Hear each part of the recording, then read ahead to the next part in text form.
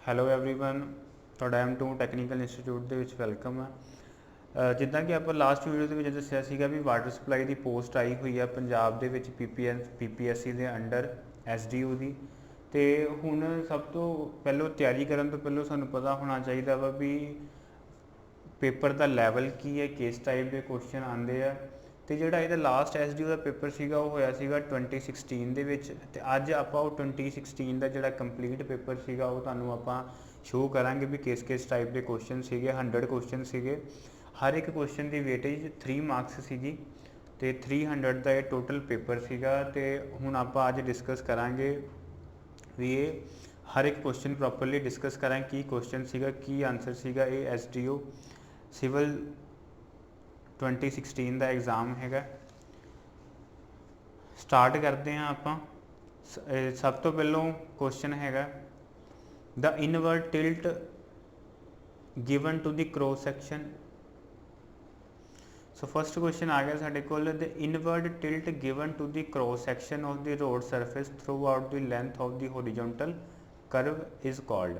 ਮਤਲਬ ਵੀ ਜਿਹੜਾ ਇਨਵਰਡ ਟਿਲਟ ਆਪਾਂ ਪ੍ਰੋਵਾਈਡ ਕਰ ਰਹੇ ਹਾਂ ਰੋਡ ਸਰਫੇਸ ਨੂੰ, ਉਹਨੂੰ ਆਪਾਂ ਕੀ ਕਹਿੰਦੇ ਆ? ਸੁਪਰ ਐਲੀਵੇਸ਼ਨ, ਕੈਂਟ, ਬੈਂਕਿੰਗ ਜਾਂ ਆਲ ਆਫ ਦੀਸ। ਸਾਨੂੰ ਪਤਾ ਵੀ ਇਹਨੂੰ ਆਪਾਂ ਤਿੰਨਾਂ ਨੂੰ ਮਤਲਬ ਸੁਪਰ ਐਲੀਵੇਸ਼ਨ ਵੀ ਕਹਿ ਦਿੰਦੇ ਆ, ਕੈਂਟ ਵੀ ਕਹਿ ਦਿੰਦੇ ਆ, ਬੈਂਕਿੰਗ ਵੀ ਕਹਿ ਦਿੰਦੇ ਆ।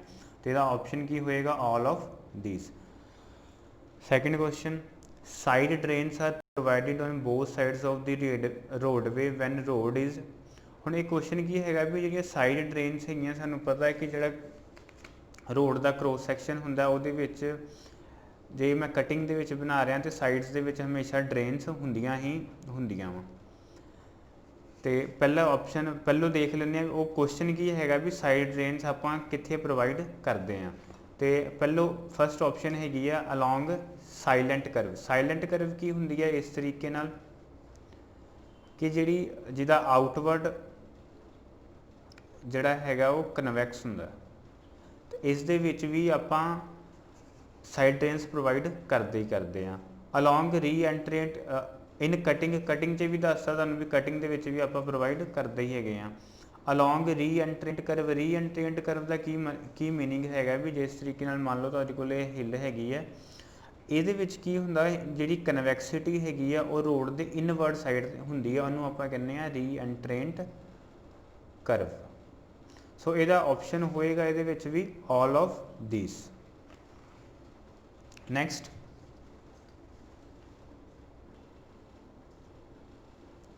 question according to the railway code formula the length of transition curve is equal to। कि रेलवे कोड के अकॉर्डिंग फॉर्मूला की है लेंथ ऑफ ट्रांजिशन करव का।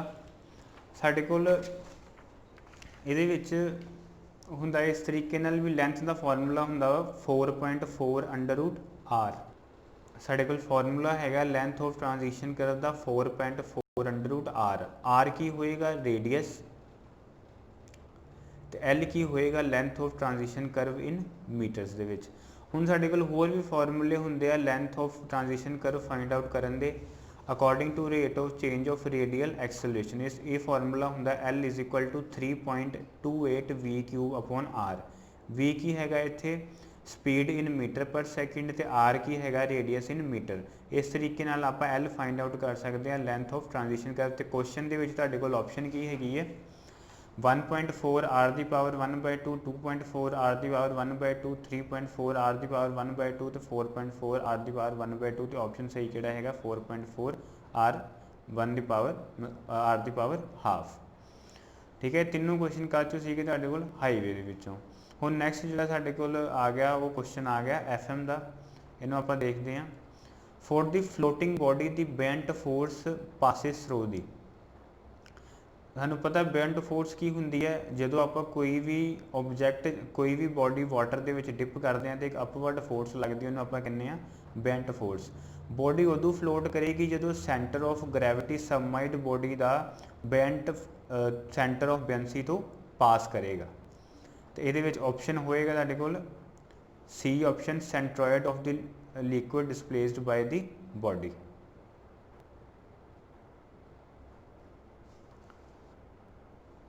Fifth question coefficient of discharge CD is given bye.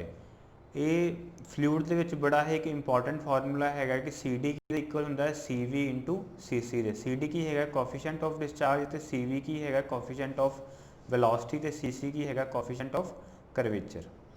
Next ਇਹ ਵੀ ਸਾਡੇ ਕੋਲ ਆ ਗਿਆ open channel flow the. Hydraulic jump is also non as, hydraulic jump ਨੂੰ ਆਪਾਂ ਕੀ ਕਹਿੰਦੇ ਆ standing wave. In a water distribution system a sluice valve is used to। ਹੁਣ ਇਹ ਕੁਐਸਚਨ ਜਿਹੜਾ ਹੈਗਾ ਸਾਡੇ ਕੋਲ ਵੇਸਟ ਵਾਟਰ ਇੰਜੀਨੀਅਰਿੰਗ ਦਾ ਹੈਗਾ। ਇਹਦੇ ਵਿੱਚ ਕੀ ਪੁੱਛਿਆ ਹੋਇਆ ਕਿ ਵਾਲਵ ਬਾਰੇ ਪੁੱਛਿਆ ਹੈ ਵੀ ਸਲਿਊਸ ਵਾਲਵ ਕਾਹਦੇ ਵਾਸਤੇ ਯੂਜ਼ ਕੀਤਾ ਜਾਂਦਾ। ਸਲਿਊਸ ਵਾਲਵ ਦਾ ਜਿਹੜਾ ਮੇਨ ਪਰਪਸ ਹੁੰਦਾ ਉਹ ਹੁੰਦਾ regulate the flow of water through out the pipe, ਕਿ ਪਾਈਪ ਦੇ ਵਿੱਚ ਫਲੋ ਨੂੰ ਰੈਗੂਲੇਟ ਕਰਨਾ।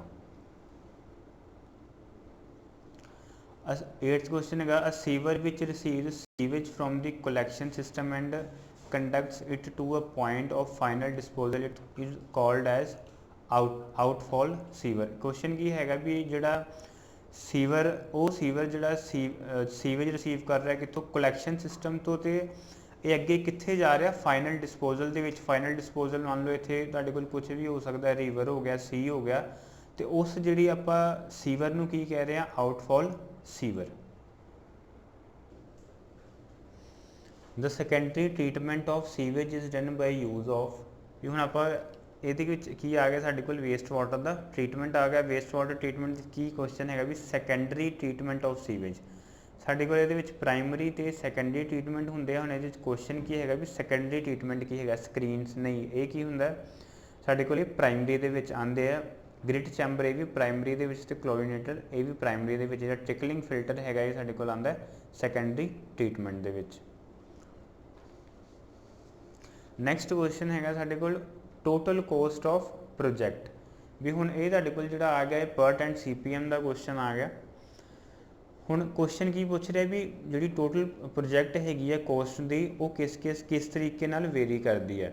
Initially reduces and then increases with increase in time, increase with increase in time, reduce with increase in time, initially increases and then reduces with increase in time। ਜਿਹੜਾ total cost of project ਹੁੰਦੀ ਹੈ ਦੋ ਤਰੀਕੇ ਨਾਲ ਹੁੰਦੀ ਹੈ। ਇਹਦੇ ਵਿੱਚ ਦੋ ਟਾਈਪਸ ਆਫ ਕੋਸਟ ਹੁੰਦੀਆਂ ਵਾ, ਇੱਕ direct cost plus indirect cost. Indirect cost ਜਿਹੜੀ ਹੁੰਦੀ ਹੈ ਉਹ ਟਾਈਮ ਦੇ ਨਾਲ ਜ਼ਿਆਦਾ ਹੀ ਇੰਕਰੀਜ਼ ਕਰਦੀ ਹੈ। ਸੋ ਇਹਦੇ ਵਿੱਚ ਜਿਹੜਾ ਸਾਡੇ ਕੋਲ ਆਪਸ਼ਨ ਹੋਏਗਾ ਉਹ ਹੋਏਗਾ ਵੀ ਇਨੀਸ਼ੀਅਲੀ ਰਿਡਿਊਸਿਸ, ਕਿਉਂਕਿ ਉਦੋਂ ਇਨਡਾਇਰੈਕਟ ਕੋਸਟ ਉਹ ਜਿਹੜੀ ਹੈ ਉਹ ਘੱਟ ਹੁੰਦੀ ਹੈ, and then increases with increase in time. So ਇਹਦਾ ਆਪਸ਼ਨ ਜਿਹੜਾ ਹੋਏਗਾ ਉਹ A ਆਪਸ਼ਨ ਸਹੀ ਹੋਏਗਾ। ਨੈਕਸਟ ਫਿਰ ਪਰਟ ਐਂਡ CPM ਜੋ ਹੈਗਾ which of the following is an activity. ਕਿ ਹੁਣ ਇਹਦੇ ਵਿੱਚ ਆਪਸ਼ਨ ਕੀ ਹੈਗਾ construction of foundation, construction of roof, construction of super structure. ਇਹਦੇ ਸਾਡੇ ਕੋਲ ਪਰਟ ਐਂਡ CPM ਦੇ ਵਿੱਚ ਨੈਟਵਰਕ ਹੁੰਦਾ ਵਾ। ਨੈਟਵਰਕ ਦੇ ਵਿੱਚ ਹੁੰਦਾ ਈਵੈਂਟ ਤੇ ਐਕਟੀਵਿਟੀ। ਈਵੈਂਟ ਕੀ ਹੁੰਦਾ ਵੀ ਕਿਸੇ ਕੰਮ ਦਾ ਸਟਾਰਟ ਹੋਣਾ ਜਾਂ ਖਤਮ ਹੋਣਾ। ਹੁਣ ਐਕਟੀਵਿਟੀ ਕੀ ਹੈ ਜਿਹੜਾ ਉਹਦੇ ਡਿਊਰਿੰਗ ਵਰਕ ਹੋ ਰਿਹਾ। ਜਿੱਦਾਂ ਹੁਣ ਕੰਸਟਰਕਸ਼ਨ ਆਫ ਫਾਊਂਡੇਸ਼ਨ ਕੀ ਹੈਗਾ ਇੱਕ ਐਕਟੀਵਿਟੀ ਹੈਗੀ ਹੈ, ਕਿ ਕੰਸਟਰਕਸ਼ਨ ਆਫ ਰੂਫ ਕੀ ਹੈਗਾ ਐਕਟੀਵਿਟੀ ਹੈਗੀ ਹੈ, ਕੰਸਟਰਕਸ਼ਨ ਆਫ ਸੁਪਰ ਸਟਰਕਚਰ ਕੀ ਹੈਗਾ ਐਕਟੀਵਿਟੀ ਹੈਗੀ ਹੈ। ਤੇ ਇਹਦੇ ਵਿੱਚ ਜਿਹੜੀ ਆਪਸ਼ਨ ਸਹੀ ਕਿਹੜੀ ਹੋਏਗੀ D ਆਪਸ਼ਨ, ਵੀ ਤਿੰਨੋਂ ਹੀ ਕੀ ਹੈਗੀਆਂ ਸਾਡੇ ਕੋਲ ਐਕਟੀਵਿਟੀਜ਼ ਹੈਗੀਆਂ। Next 12 question Newton is that force which produce an acceleration of 1 meter per second square in a mass of 1 kg and is equal to। ਇਹ ਸਾਡੇ ਕੋਲ ਕੀ ਹੈ ਵੀ ਨਿਊਟਨ ਦੀ ਹੀ ਇੱਕ ਡੈਫੀਨੇਸ਼ਨ ਦਿੱਤੀ ਹੋਈ ਹੈ ਵੀ ਨਿਊਟਨ ਜਿਹੜੀ ਯੂਨਿਟ ਹੈਗਾ ਉਹਦੀ ਡੈਫੀਨੇਸ਼ਨ ਕੀ ਹੈ। ਤਾਂ ਡਾਇਰੈਕਟ ਨਿਊਟਨ ਕਿਹੜਾ ਹੋ ਗਿਆ SI ਯੂਨਿਟ ਹੋ ਗਿਆ। ਤੇ ਇਹਦੇ ਵਿੱਚ ਜਿਹੜਾ ਆਪਸ਼ਨ ਥੱਲੇ ਹੈਗਾ ਉਹ ਸਹੀ ਕਿਹੜਾ ਹੈਗਾ 10⁵ ਡਾਇਨਸ, ਜੋ ਕਿ ਹੈਗਾ ਕਿ ਨਿਊਟਨ ਦਾ ਅੱਗੇ CGS unit. When two concurrent forces of 20 kg and 15 kg act at right angle on a particle then the resultant will be equal to। ਹੁਣ ਇਹ ਕੁਐਸਚਨ ਕੀ ਹੈਗਾ ਵੀ ਦੋ ਕਨਕਰੈਂਟ ਫੋਰਸਿਸ ਹੈਗੀਆਂ। ਕਨਕਰੈਂਟ ਫੋਰਸਿਸ ਕੀ ਹੁੰਦੀਆਂ ਵਾ ਜਿਨ੍ਹਾਂ ਦਾ ਲਾਈਨ ਆਫ ਐਕਸ਼ਨ ਕੀ ਹੋਏ same ਹੋਏ। ਹੋਣਾ ਚਾਹੀਦਾ ਵੀ ਕਨਕਰੈਂਟ ਫੋਰਸਿਸ ਹੁੰਦੀਆਂ ਕੀ ਹੈ। ਕਨਕਰੈਂਟ ਫੋਰਸਿਸ ਹੁੰਦੀਆਂ ਜਿਹੜੀਆਂ ਇੱਕ ਪੁਆਇੰਟ ਤੋਂ ਪਾਸ ਕਰਦੀਆਂ। ਹੁਣ ਇੱਥੇ ਕੀ ਲਿਖਿਆ ਹੋਇਆ concurrent forces of 20 kg and 15 kg act at perpendicular, ਮਤਲਬ ਇਹ ਦੋਨੋਂ ਕੀ ਹੈਗੀਆਂ ਵਾ ਪਰਪੈਂਡੀਕੂਲਰ ਹੈਗੀਆਂ ਇੱਕ ਦੂਜੇ ਦੇ 15 kg ਤੇ 20 kg। ਇਹ ਦੋਨੋਂ ਇੱਕ ਪੁਆਇੰਟ ਤੋਂ ਪਾਸ ਕਰ ਰਹੀਆਂ। ਤੇ ਦੱਸਣਾ ਕੀ ਆਪਾਂ ਦੈਨ ਦੇ ਰਿਜ਼ਲਟੈਂਟ ਵਿਲ ਬੀ, ਆਪਾਂ ਕੀ ਦੱਸਣਾ ਇਹਦੇ ਵਿੱਚ ਰਿਜ਼ਲਟੈਂਟ। ਤੇ ਇੱਥੇ ਟ੍ਰਾਇੰਗਲ ਲਾ ਲੱਗੇਗਾ ਸਾਡੇ ਕੋਲ, ਤੇ ਆਪਾਂ ਇਹਦੇ ਵਿੱਚ ਡਾਇਰੈਕਟ ਕੱਢ ਸਕਦੇ ਹਾਂ। ਫਾਰਮੂਲਾ ਹੋਏਗਾ 15² + 20 ਸਕੁਏਅਰ ਜੇ ਇਹਨੂੰ ਆਪਾਂ ਸੋਲਵ ਕਰਾਂਗੇ 225 + 400 ਤੇ ਇਹ ਕੁਝ 625 ਦਾ ਇਹ ਸਾਡੇ ਕੋਲ 25 kg ਕੀ ਆ ਜਾਏਗਾ ਇਹਦੇ ਵਿੱਚ answer B option. If the system of forces reduces to a single resultant, then the moment of this resultant about any point on the line of action of resultant will be। ਇਹ question ਕੀ ਕਹਿ ਰਿਹਾ ਵੀ ਜੇ ਸਾਡੇ ਕੋਲ system of forces ਹੈਗੀਆਂ, ਮੰਨ ਲਓ ਤੁਹਾਡੇ ਕੋਲ ਇੱਕ F1 ਫੋਰਸ ਹੈਗੀ ਹੈ, ਇੱਕ F2 ਫੋਰਸ ਹੈਗੀ ਹੈ, ਇੱਕ F3 ਫੋਰਸ ਹੈਗੀ ਹੈ, ਤੇ ਜੇ ਆਪਾਂ ਇਹਨਾਂ ਦਾ ਰਿਜ਼ਲਟੈਂਟ ਫਾਈਂਡ ਆਊਟ ਕਰ ਲਈਏ ਤੇ ਲਾਈਨ ਆਫ ਐਕਸ਼ਨ 'ਚ ਉਸ ਰਿਜ਼ਲਟੈਂਟ ਦੇ ਅਬਾਊਟ ਮੂਵਮੈਂਟ ਲਈਏ ਤੇ ਉਹ ਮੂਵਮੈਂਟ ਹਮੇਸ਼ਾ ਕੀ ਹੋਏਗਾ 0। ਕਿਉਂ? ਕਿਉਂਕਿ ਮੂਵਮੈਂਟ ਸਾਨੂੰ ਪਤਾ ਕੀ ਹੁੰਦਾ ਫੋਰਸ ਇਨਟੂ ਪਰਪੈਂਡੀਕੂਲਰ ਡਿਸਟੈਂਸ, ਤੇ ਪਰਪੈਂਡੀਕੂਲਰ ਡਿਸਟੈਂਸ ਇੱਥੇ 0 ਹੋਏਗਾ, ਇਸ ਕਰਕੇ ਮੂਵਮੈਂਟ ਵੀ ਕੀ ਹੋ ਜਾਏਗੀ 0। The center of gravity of a hemisphere of radius r from its base measured along the vertical radius is। ਹੁਣ ਇਹ ਕੁਐਸਚਨ ਕਾਹਦਾ ਹੈਗਾ? ਮਕੈਨਿਕਸ ਦਾ ਹੈਗਾ, ਤੇ ਇਹਦੇ ਵਿੱਚ ਹੁਣ ਕੀ ਪੁੱਛ ਰਿਹਾ? Centre of gravity of hemisphere along the vertical radius, ਮਤਲਬ ਕੁਝ ਇਸ ਤਰੀਕੇ ਨਾਲ ਪੁੱਛ ਰਿਹਾ ਹੈ। ਇਹ ਸਾਡੇ ਕੋਲ ਅਲੋਂਗ ਦੀ ਵਰਟੀਕਲ ਰੇਡੀਅਸ ਜੇ ਮੈਂ ਹੈਮੀਸਫੇਅਰ ਬਣਾਵਾਂ ਤਾਂ ਇਸ ਪੁੱਛ ਰਿਹਾ ਵੀ ਸੈਂਟਰ ਆਫ ਗ੍ਰੈਵਿਟੀ ਕੀ ਹੋਏਗਾ, ਤੇ ਇਹਦੇ ਵਿੱਚ ਜਿਹੜਾ centre of gravity the option ਹੈਗੀ ਆ ਉਹ ਹੈਗੀ ਆ 4r/3 ਇਹ ਆਪਸ਼ਨ।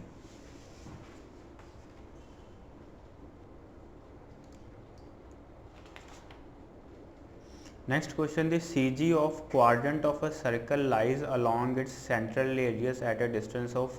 ਇਹ ਅਗੇਨ ਹੁਣ ਮਕੈਨਿਕਸ ਦਾ ਕੁਐਸਚਨ ਹੈਗਾ, ਇਹਦੇ ਵਿੱਚ ਅਗੇਨ ਸੈਂਟਰ ਆਫ ਗ੍ਰੈਵਿਟੀ ਹੀ ਪੁੱਛਿਆ ਗਿਆ, ਉਹਦੇ ਵਿੱਚ ਹੈਮੀਸਫੇਅਰ ਦਾ ਪੁੱਛਿਆ ਗਿਆ ਸੀਗਾ, ਇਹਦੇ ਵਿੱਚ ਕੁਆਡਰੈਂਟ ਦਾ ਪੁੱਛਿਆ ਹੋਇਆ ਅਲੋਂਗ ਇਟਸ ਸੈਂਟਰ ਰੇਡੀਅਸ, ਤੇ ਜਿਹੜਾ quadrant the centre of gravity ਹੁੰਦਾ ਉਹ ਹੁੰਦਾ 0.6r।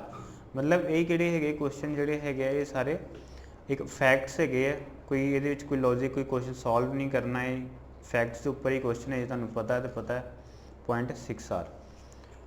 Next question, a hollow circular section has an external diameter of 8 cm and an internal diameter of 6 cm। ਇਹਦੇ ਵਿੱਚ ਸਾਡੇ ਕੋਲ ਇਸ ਤਰੀਕੇ ਨਾਲ ਹੈਗਾ ਕਿ ਇੱਕ ਹੋਲੋ ਸਰਕੂਲਰ ਸੈਕਸ਼ਨ ਹੈਗਾ ਜਿਹਦੇ ਵਿੱਚ ਆਊਟਰ ਜਿਹੜਾ ਡਾਇਆ ਹੈਗਾ ਉਹ ਹੈਗਾ 8 cm, ਜਿਹੜਾ ਇਨਰ ਡਾਇਆ ਹੈਗਾ ਉਹ ਹੈਗਾ 6 cm। The moment of inertia about horizontal axis passing through its center is। Question की हैगा भी आप फाइंड आउट करना है moment of inertia. Moment of inertia का साडे कोल फार्मूला की हुंदा है इस केस दे विच π/4 r⁴ माइनस r⁴। पाई की वैल्यू सेम आ गई π/4। हुण साडे कोल इत्थे r की हैगा रेडियस ऑफ आउटर मतलब आउटर ट्यूब, सो इत्थे की हैगा साडे कोल 8 की हैगा डायमीटर ते रेडियस की हो जाएगा 4, फिर इस तरीके नाल 6 डायमीटर हैगा तो रेडियस की हो जाएगा 3। जदों इसनूं आपां सॉल्व करांगे अगे π/4 ये 4 दी पावर 4 मतलब 256, 3 दी पावर 4 मतलब 81। जे इसनूं फर्दर आप सॉल्व करांगे तो साडे कोल आंसर आएगा 137.5 सेंटीमीटर 4। तो ये साडे कोल ऑप्शन किहड़ा होएगा इहदे विच B option. Next 18 question, Lami's theorem states that. ये अगेन साडे कोल मकैनिक्स का क्वेश्चन हैगा, साडे कोल अलग अलग थ्योरम्स हुंदियां ते लैमियस थ्योरम दे अकॉर्डिंग की हुंदा है भी जे 3 फोर्सिस एक पॉइंट इक्विलिब्रियम दे विच हैगियां एक पॉइंट दे विच, ते जिहड़ी हर एक फोर्स जिहड़ी हैगी है वो प्रपोर्शनल होएगी sine of angle between the 2 other forces. मतलब इहदे विच ऑप्शन जिहड़ा हैगा वो सी हैगा। 19th question, the forces whose line of action lies on the same line are known as. Again ये मकैनिक्स का क्वेश्चन आ गया कि साडे कोल वो फोर्सिस जिन्हां दा लाइन ऑफ एक्शन की होवे एक सेम लाइन दे विच होवे, जिस तरीके नाल मान लो तुहाडे कोल एक F1 फोर्स हैगी है, एक F2 फोर्स हैगी, इन्हां दा जिहड़ा लाइन ऑफ एक्शन हैगा वो सेम हैगा, तो उन्हां नूं आपां कहने आ collinear forces, C option. Next, ability of material to deform permanently under compression without breaking is called as malleability. Ductility ਕੀ ਹੁੰਦੀ ਹੈ ਵੀ ਆਪਾਂ ਉਹਨੂੰ ਕਿੰਨਾ ਮਤਲਬ ਵਾਇਰਸ ਦੇ ਵਿੱਚ ਕਨਵਰਟ ਕਰ ਸਕਦੇ ਹਾਂ ਵੀ ਉਹਦੇ ਵਿੱਚ ਸਾਡੇ ਕੋਲ ਇੱਕ ਟੈਂਸਾਈਲ ਸਟ੍ਰੈਸ ਮਤਲਬ ਟੈਂਸਾਈਲ ਉਹ ਰੈਜ਼ਿਸਟ ਕਰ ਸਕਦਾ। ਤੇ ਮੈਲੀਏਬਿਲਿਟੀ ਦੇ ਵਿੱਚ ਕੀ ਆਏਗਾ? Compression. Next question, the maximum limit of stresses which may be applied indefinitely large number of times without causing failure by fatigue is known as। ਇਹ ਸਾਡੇ ਕੋਲ ਸੋਮ ਦਾ ਕੁਐਸਚਨ ਆ ਗਿਆ। ਹੁਣ ਇਹਦੇ ਇਸ ਕੁਐਸਚਨ ਦੇ ਵਿੱਚ ਕੀ ਪੁੱਛਿਆ ਵੀ ਮੈਕਸਿਮਮ ਲਿਮਿਟ ਆਫ ਸਟ੍ਰੈਸਿਸ ਕਿ ਆਪਾਂ ਬਾਰ-ਬਾਰ ਮਤਲਬ indefinitely time large number of times ਆਪਾਂ ਫੋਰਸ ਅਪਲਾਈ ਕਰੀ ਜਾਈਏ ਜਿਹੜਾ ਫੇਲਿਅਰ ਹੋਣ ਤੱਕ ਜਿਹੜੀ ਲਿਮਿਟ ਹੋਏਗੀ ਉਹਨੂੰ ਆਪਾਂ ਕੀ ਕਵਾਂਗੇ? ਉਹ ਹੋਏਗੀ ਸਾਡੇ ਕੋਲ ਐਂਡਿਓਰੈਂਸ limit. Next question 22, which of the following materials is more elastic? ਚਾਰੋਂ ਆਪਸ਼ਨਸ ਦੇ ਵਿੱਚ ਸਾਡੇ ਕੋਲ ਇਲਾਸਟਿਕ ਜ਼ਿਆਦਾ ਕਿਹੜੀ ਹੈਗੀ ਹੈ? ਸਟੀਲ, ਪਲਾਸਟਿਕ, ਵੁੱਡ ਜਾਂ ਰਬੜ। ਇਹਨਾਂ ਦੇ ਵਿੱਚ ਸਭ ਤੋਂ ਜਿਹੜੀ ਜ਼ਿਆਦਾ ਇਲਾਸਟਿਕ ਹੈਗੀ ਹੈ ਉਹ ਹੈਗੀ ਹੈ ਸਟੀਲ। ਇਹ ਵੀ ਸੋਮ ਦਾ ਕੁਐਸਚਨ ਸੀਗਾ। Next question, in the moment area method the deflection at a point A from the tangent at B is equal to। ਹੁਣ ਇਹ ਜਿਹੜਾ ਕੁਐਸਚਨ ਆ ਗਿਆ ਸਾਡੇ ਕੋਲ ਸੋਮ ਦਾ ਕੁਐਸਚਨ ਆ ਗਿਆ। ਸਲੋਪ ਐਂਡ ਡਿਫਲੈਕਸ਼ਨ ਫਾਈਂਡ ਆਊਟ ਕਰਨ ਦੇ ਵਿੱਚ ਸਾਡੇ ਕੋਲ ਅਲੱਗ-ਅਲੱਗ ਮੈਥਡ ਹੁੰਦੇ ਆ ਤੇ ਹੁਣ ਇਹਨਾਂ ਨੇ ਸਪੈਸੀਫਿਕ ਪੁੱਛਿਆ ਵੀ ਮੋਮੈਂਟ ਏਰੀਆ ਮੈਥਡ ਦੇ ਵਿੱਚ ਆਪਾਂ ਡਿਫਲੈਕਸ਼ਨ ਫਾਈਂਡ ਆਊਟ ਕਰਨੀ ਹੈ ਤੇ ਆਪਾਂ ਕਿਸ ਤਰੀਕੇ ਨਾਲ ਕਰ ਸਕਦੇ ਹਾਂ। ਤੇ ਜਿਹੜੀ ਮੋਮੈਂਟ ਆਪਾਂ ਫਾਈਂਡ ਆਊਟ ਕਰਦੇ ਆ ਇਹ ਸਾਡੇ ਕੋਲ ਨਾ ਹੁੰਦੀ ਹੈ ਮੋਹਰਸ ਥਿਊਰਮ ਦੇ ਅਕੋਰਡਿੰਗ। ਮੋਹਰਸ ਥਿਊਰਮ ਦੇ ਅਕੋਰਡਿੰਗ ਕੀ ਹੁੰਦਾ, ਜੇ ਆਪਾਂ ਜੇ ਡਿਫਲੈਕਸ਼ਨ ਫਾਈਂਡ ਆਊਟ ਕਰਨੀ ਹੈਗੀ ਹੈ ਤੇ ਉਹ ਕੀ ਹੋਏਗਾ? Moment of area of M/EI diagram between 2 points.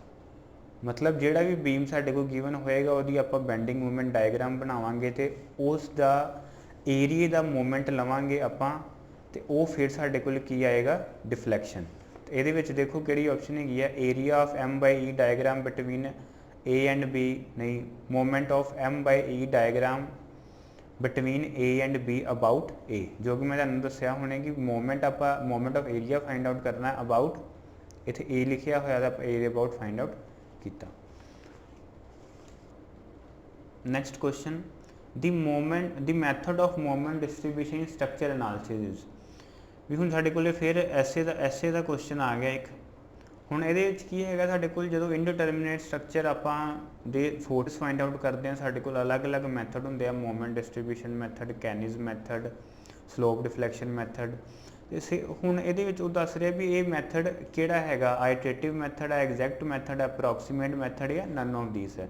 ਇਹਦੇ ਵਿੱਚ ਜਿਹੜਾ ਸਾਡੇ ਕੋਲ ਆਪਸ਼ਨ ਹੈਗਾ ਉਹ ਆਈਟਰੇਟਿਵ ਮੈਥਡ ਹੈ ਕਿ ਆਪਾਂ ਬਾਰ-ਬਾਰ ਆਪਾਂ ਮੂਵਮੈਂਟਸ ਕੱਢਦੇ ਹਾਂ ਫਿਰ ਉਹਨਾਂ ਨੂੰ ਡਿਵਾਈਡ ਫਿਰ ਉਹਦਾ ਹਾਫ ਕਰਦੇ ਹਾਂ, ਕਰਦੇ ਇੱਕ ਸਾਡੇ ਕੋਲ ਸਟੈਪ ਬਾਏ ਸਟੈਪ ਪ੍ਰੋਸੀਜਰ ਹੁੰਦਾ ਤੇ ਇਹ ਕੀ ਹੈਗਾ ਵਾ? ਰੈਪੀਟੇਸ਼ਨ ਮੈਥਡ ਜਾਂ iterative method. Next question, flexibility of an element can be defined as. मतलब फ्लैक्सीबिलिटी की उन्होंने डेफिनेशन पूछ ली तो फ्लैक्सीबिलिटी डेफिनेशन की होएगी? रोटेशन पर यूनिट मूवमेंट कि पर यूनिट मूवमेंट लाने ते कितनी रोटेशन हो रही है। The deflection at the free end of a cantilever beam of length L subjected to a point load P at the free end having uniform flexurality EI is. हुणे question की हैगा कि ਆਪਾਂ ਡਿਫਲੈਕਸ਼ਨ ਫਾਈਂਡ ਆਊਟ ਕਰਨੀ ਹੈ free and ਉੱਤੇ ਕੈਂਟੀਲੀਵਰ ਬੀਮ, ਮਤਲਬ ਕੀ question ਹੈਗਾ ਵੀ ਇੱਕ ਕੈਂਟੀਲੀਵਰ ਬੀਮ ਹੈਗਾ ਸਾਡੇ ਕੋਲ ਕਿ ਆਪਾਂ ਡਿਫਲੈਕਸ਼ਨ ਫਾਈਂਡ ਆਊਟ ਕਰਨੀ ਹੈ ਉਹਦੇ ਫ੍ਰੀ ਐਂਡ ਉੱਪਰ ਤੇ ਪੁਆਇੰਟ ਲੋਡ ਵੀ ਕਾਤੇ ਹੈਗਾ? ਫ੍ਰੀ ਐਂਡ ਤੇ ਹੈਗਾ। ਇਹ ਸਾਡੇ ਕੋਲ ਸੋਮ ਦਾ ਕੁਐਸਚਨ ਹੈਗਾ। ਇਹਦੇ ਵਿੱਚ ਸਾਡੇ ਕੋਲ ਡਾਇਰੈਕਟ ਹੀ ਫਾਰਮੂਲੇ ਹੁੰਦੇ ਆ ਕਿ ਜੇ ਆਪਾਂ ਫਾਈਂਡ ਆਊਟ ਕਰਨੀ ਹੈ। ਇੱਥੇ ਉਹਨਾਂ ਨੇ ਕੀ ਪੁੱਛਿਆ? डिफ्लैक्शन तो साढ़े कोल डायरैक्ट फॉर्मूला हुंदा वा WL³/3I।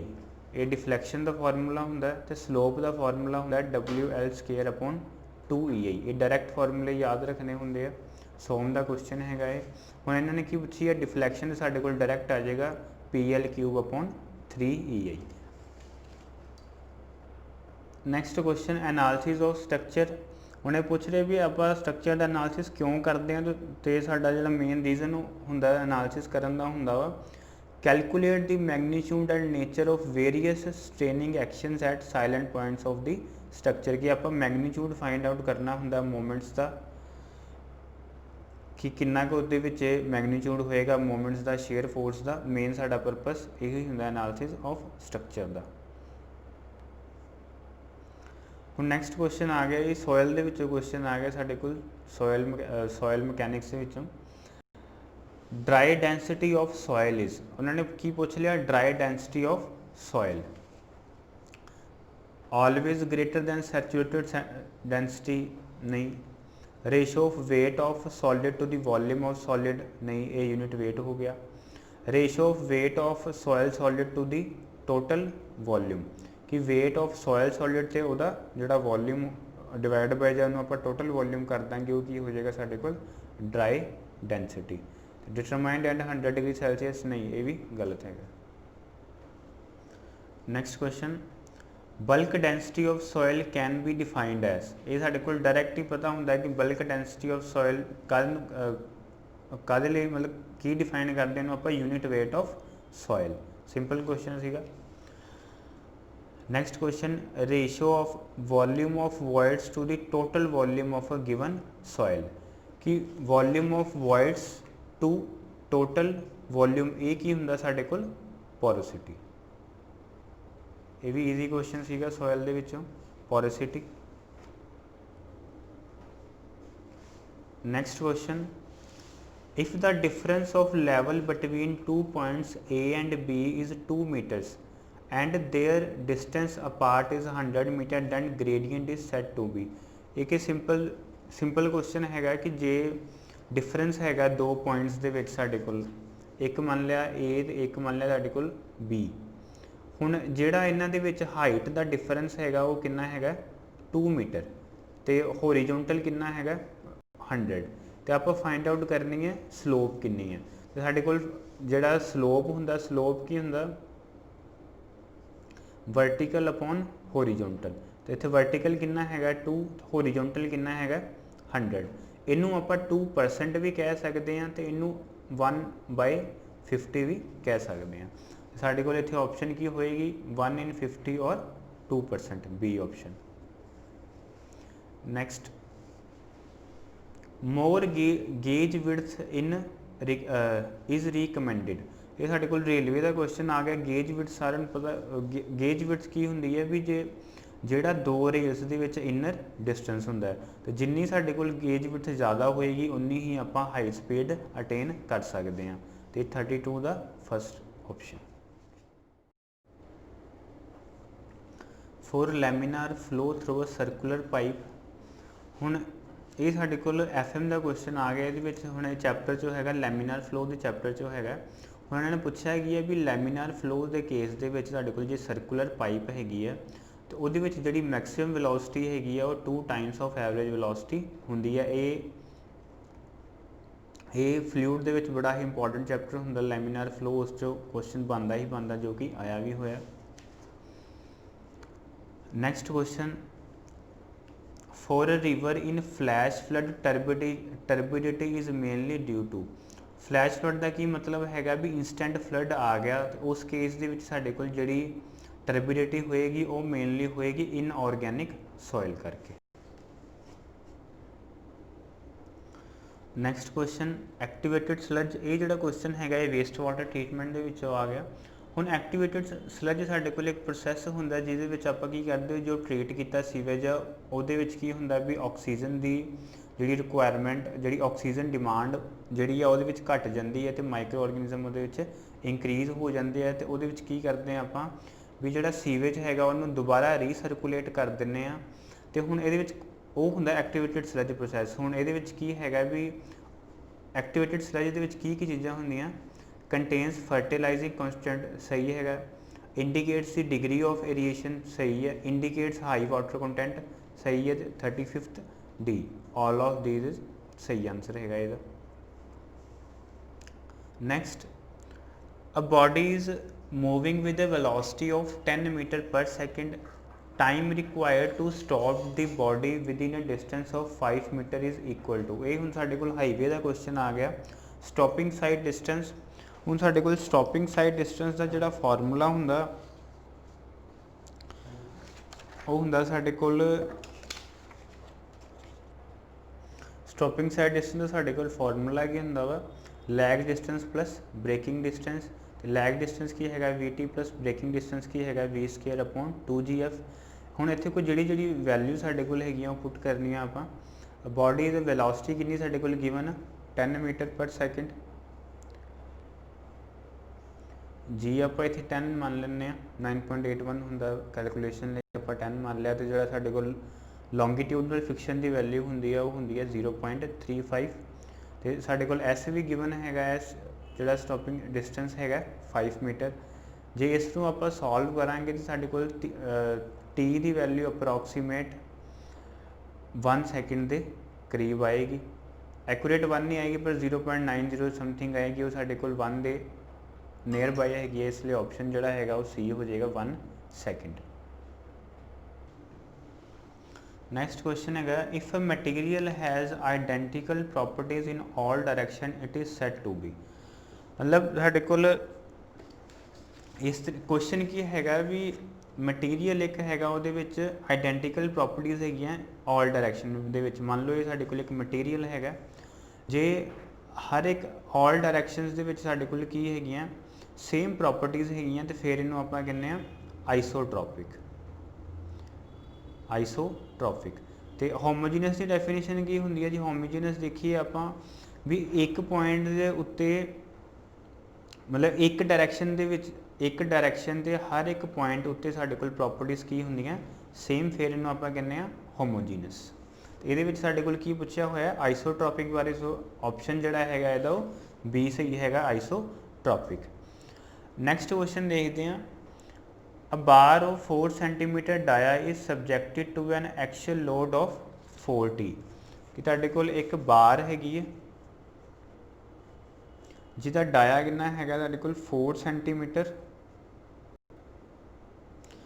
subjected to 4T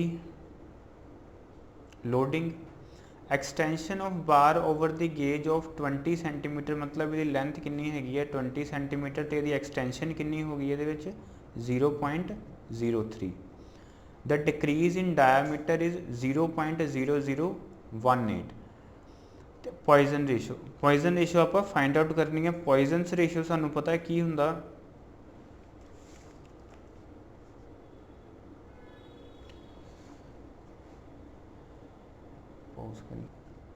Poisson ratio साडे कोल की हुंदा lateral strain upon longitudinal strain.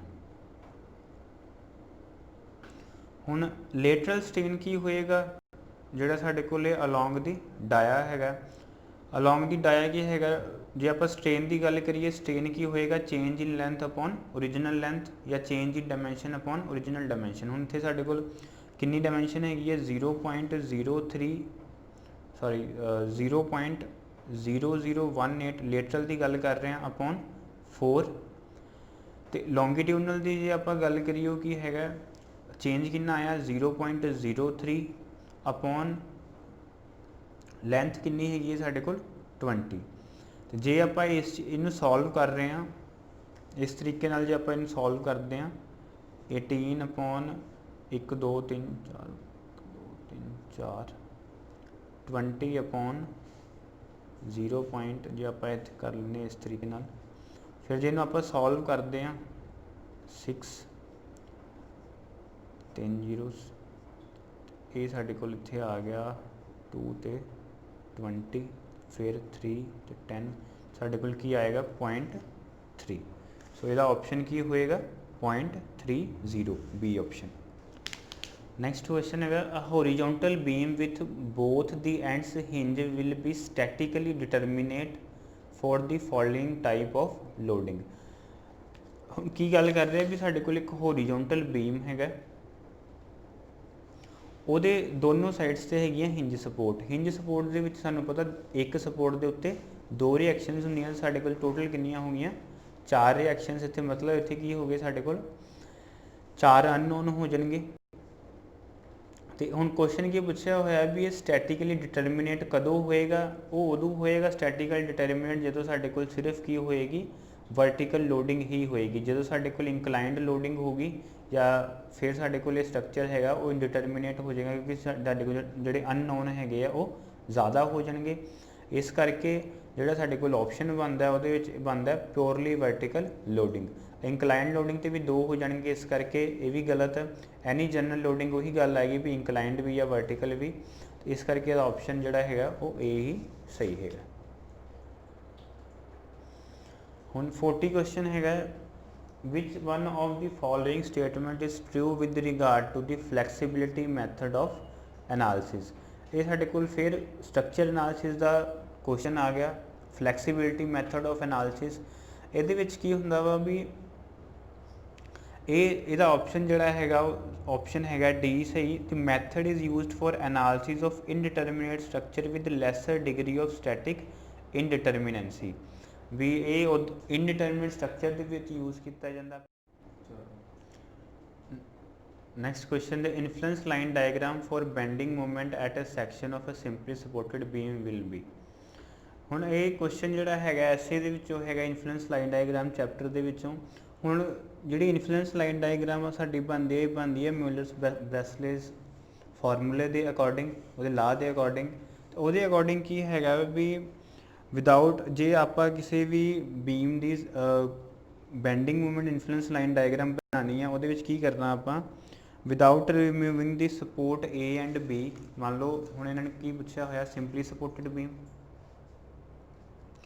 Mueller ਬ੍ਰੈਸਲੇ according ਦੀ ਉਹਦੇ ਅਕੋਰਡਿੰਗ ਕੀ ਹੈਗਾ ਕਿ ਆਪਾਂ ਕੀ ਕਰਨਾ ਵਾ without removing the support at A and B ਅਜ਼ਿਊਮ the imaginary ਹਿੰਜ at C। ਆਪਾਂ ਹਿੰਜ ਅਜ਼ਿਊਮ ਕਰ ਲੈਣੀ and ਡਿਫਲੈਕਟ it in upward direction कि आप अपवर्ड डायरैक्शन के विच इनू डिफलैक्ट कर देना। फिर साडे कोल कुछ इस तरीके की डायग्राम आ जाएगी। वो हुण की हैगी है triangle with maximum ordinate at the section and 0 at the 2 supports. इस तरीके नाल जिहड़ी ये वैल्यू हुंदी है X L minus X upon L. इहदा जिहड़ा साडे कोल ऑप्शन हैगा वो ए सही हैगा। Next question 42 the displacement of the joint of a truss can be obtained directly from। ਇਹ ਡਾਇਰੈਕਟ ਹੀ ਕੁਐਸਚਨ ਹੈਗਾ ਵੀ ਵਿਲੀਅਟ ਮੋਹਰ ਡਾਇਗਰਾਮ ਦੇ ਵਿੱਚ ਆਪਾਂ ਡਿਸਪਲੇਸਮੈਂਟ ਸਾਨੂੰ ਪਤਾ ਲੱਗ ਜਾਂਦੀ ਹੈ ਡਾਇਰੈਕਟਲੀ ਹੀ। ਸੋ ਇਹਦਾ ਆਪਸ਼ਨ ਕੀ ਹੈਗਾ C। Next 43 best stabiliser for black cotton soil is. ਕਿ ਹੁਣ ਇਹ ਸੋਇਲ ਦਾ ਕੁਐਸਚਨ ਆ ਗਿਆ ਵੀ ਬਲੈਕ ਕਾਟਨ ਸੋਇਲ ਦੇ ਲਈ ਬੈਸਟ ਸਟੇਬਲਾਈਜ਼ਰ ਕਿਹੜਾ ਹੁੰਦਾ, ਤਾਂ ਉਹ ਹੁੰਦਾ ਵਾ lime. Next question 44 value of group index of a soil varies from. ये साडे कोल सॉयल दे विच भी हुंदा ते हाईवे दे विच भी हुंदा भी ग्रुप इंडैक्स मैथड नाल आपां हाईवे दी जिहड़ी रोड हैगी ਉਹਦੀ ਆਪਾਂ थिकनेस भी डिसाइड करते हैं तो सॉयल दे विच भी अलग मैथड हैगा। तो जिहड़ी ਇਹਦੀ वैल्यू हुंदी है 0 तो लैके 20 तक वेरी करती है, option B. Next question the method used for plate laying in India is. ये साडे कोल रेलवे का क्वेश्चन हैगा भी प्लेट लेइंग वास्ते इंडिया दे विच किहड़ा मैथड यूज हुंदा, ते वो यूज हुंदा telescopic method. Next question 46 magnitude of water hammer depends upon. सानू पता किसी भी पाइप दे विच वाटर हैमर उदों वाटर हैमर है कि है भी जिहड़ियां वाटर दियां वेव्स हैगियां वो एक हाई इंटैंसिटी नाल बैक फ्लो करदियां। तो वो क्यों करदियां जो साडे कोल एक इंस्टेंट या आप सडनली या थोड़े मतलब थोड़ी लैस स्पीड नाल भी जो आप वाल्व बंद करते हैं क्लोज करते हैं उदों साडे कोल उहदे विच वाटर हैमर प्रोड्यूस हुंदा। तो उहदा जिहड़ा मैगनीट्यूड है वो डिपेंड करता है पाइप की प्रॉपर्टीज़ से भी डिपेंड करता है, लिक्विड की प्रॉपर्टीज़ से भी डिपेंड करता है, तो स्पीड से भी डिपेंड करता है भी आप सडन किया या स्लो किया। तो ऑप्शन ये होएगा D option. Next question in a super critical flow comma the depth of flow increases comma the specific energy decreases. ये साडे कोल की हैगा FM ओपन चैनल फ्लो का क्वेश्चन आ गया हाइड्रोलिक जंप दे विच कि सुपर क्रिटिकल फ्लो जो होएगा उदों डेप्थ की होएगी इंक्रीज़ करेगी ਤੇ ਸਾਡੇ ਕੋਲ ਜਿਹੜੀ ਸਪੈਸੀਫਿਕ એનર્ਜੀ ਆ ਉਹ ਡਿਕਰੀਜ਼ ਕਰ ਜਾਏਗੀ। ਤੇ ਓਪੋजिट ਵੀ ਇਹਦਾ ਸਹੀ ਹੋਏਗਾ ਕਿ ਡੈਪਥ ਜਦੋਂ ਡਿਕਰੀਜ਼ ਕਰੇਗੀ ਤੇ ਸਪੈਸੀਫਿਕ એનર્ਜੀ ਕੀ ਹੋਏਗੀ, ਇੰਕਰੀਜ਼ ਹੋ ਜਾਏਗੀ। ਤੇ ਇਹਦੇ ਆਪਸ਼ਨ ਕੀ ਹੈਗਾ, ਸੀ ਆਪਸ਼ਨ। ਨੈਕਸਟ ਕੁਐਸਚਨ ਆ ਗਿਆ, flow of time in a network is generally. ਇਹ PERT ਐਂਡ CPM ਦਾ ਕੁਐਸਚਨ ਆ ਗਿਆ ਸਾਡੇ ਕੋਲ ਕਿ PERT ਐਂਡ CPM ਦੇ ਵਿੱਚ ਕੀ ਕਰਦੇ ਆ ਆਪਾਂ, ਇਸ ਤਰੀਕੇ ਨਾਲ ਨੈਟਵਰਕ ਬਣਾਉਂਦੇ ਆ।